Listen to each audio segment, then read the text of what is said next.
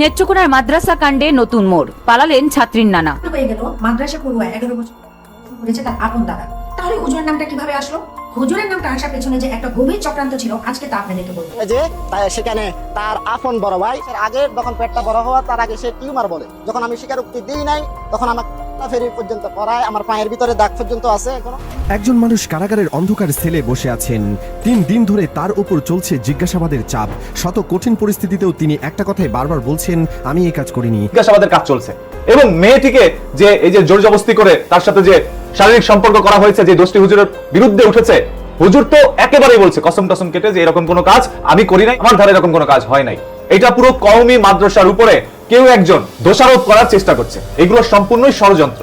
কোথায় কোন 11 বছরের সন্তান ধর্ষিতা হয়েছে কন্যা, কোনো যাচাই বাছাই দরকার নাই, বাস আলেমদের বিরুদ্ধে চারণ করা শুরু করলো। যাচাই করার পরে দেখা গেল নানায় কাম ঘটাইছে। নাউজুবিল্লাহ, জোরে বলেন মিয়া। নেত্রকোনায় 11 বছরের শিশুকে ধর্ষণের অভিযোগে মাদ্রাসা শিক্ষককে রিমান্ড দেওয়া। দর্শক, একটি গুরুত্বপূর্ণ এবং ব্রেকিং নিউজ, তাজা খবর আপনাদের মাঝে শেয়ার করতে যাচ্ছি। সেই নেত্রকোনার 11 বছরের মেয়ের ডিএনএ টেস্টে ধরা পড়েছে মেয়ের নানা। আপন নানার সাথে সে অপকর্ম করেছিল।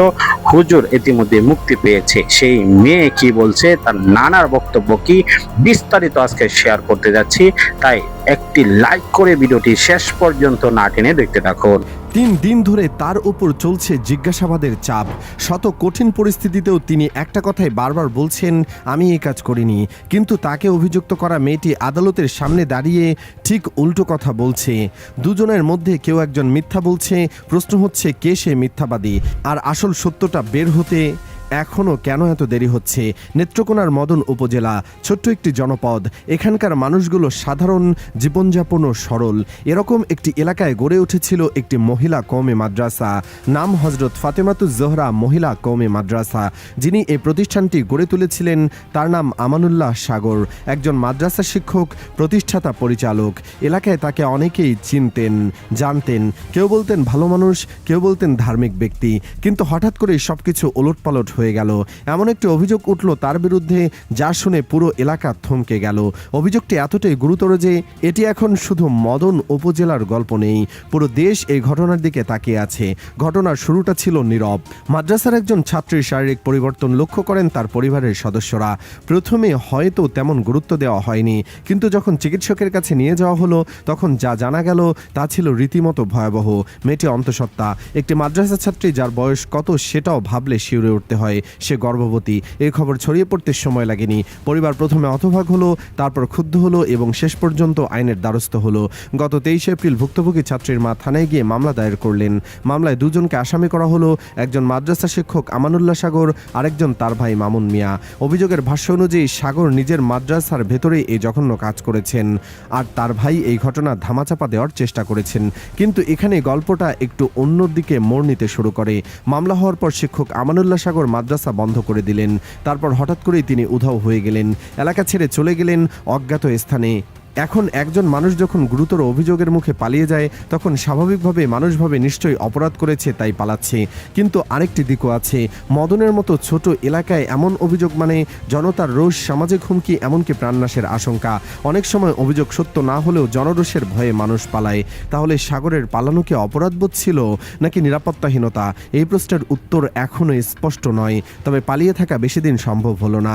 6 মে ভোরের 4:15টার দিকে ময়মনসিংহের গৌরীপুর এলাকা থেকে র্যাব তাকে গ্রেপ্তার করে।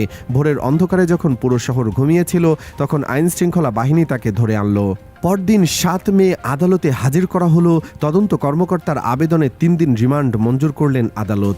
রিমান্ড এই শব্দটি শুনলেই অনেকের মনে এক ধরনের ভয় কাজ করে। বাংলাদেশের বিচারিক ব্যবস্থায় রিমান্ড মানে কঠোর জিজ্ঞাসাবাদ। আর সেই জিজ্ঞাসাবাদ যে কতটা কঠিন হতে পারে সেটা যারা ভুক্তভোগী কেবল তারাই জানেন। 3 দিন ধরে আমানুল্লাহ সাগরকে জিজ্ঞাসাবাদ করা হলো, কিন্তু এখানে একটি অত্যন্ত গুরুত্বপূর্ণ তথ্য আছে যা এই পুরো ঘটনার চরিত্র বদলে দিতে পারে। 3 দিনের রিমান্ডে যতই চাপ দেওয়া হোক না কেন, শিক্ষক সাগর একবারের জন্য অপরাধ স্বীকার করেননি। একটি বারও না, তিনি বারবার বলেছেন তিনি নির্দোষ। এখন এটা কেন এত গুরুত্বপূর্ণ সেটা একটু বুঝে নেওয়া দরকার। বাংলাদেশের রিমান্ডের বাস্তবতা আমরা সবাই জানি। অনেক ক্ষেত্রে নিরপরাধ মানুষও রিমান্ডের চাপে এমন অপরাধ স্বীকার করে নেন যা তিনি কোনোদিন করেননি। এটি দুঃখজনক হলেও সত্যি, কিন্তু সাগর সেই পথে হাঁটেননি। 3 দিনের তীব্র 11 বছরের সন্তান ধর্ষিতা হয়েছে কন্যা, কোনো যাচাই বাছাই দরকার নাই, বাস আলেমদের বিরুদ্ধাচারণ করা শুরু করলো, যাচাই করার পরে দেখা গেল নানায় কাম ঘটাইছে। নাউজুবিল্লাহ, জোরে বলেন মিয়া। কিয়ামত আর কতদিন বাকি বলেন? যেখানে নাতনি তার নানার কাছে নিরাপদ নয়, কন্যা তার বাবার কাছে নিরাপদ নয়, আর এই সমস্ত লম্পটগুলাই বলে একদম বিরোধিতা করে।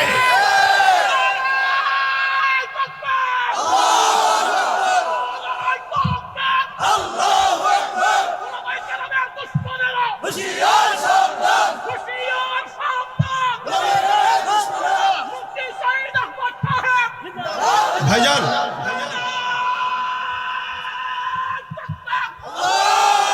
এর সাথে আরেকটা কথাও যোগ করতে চাই।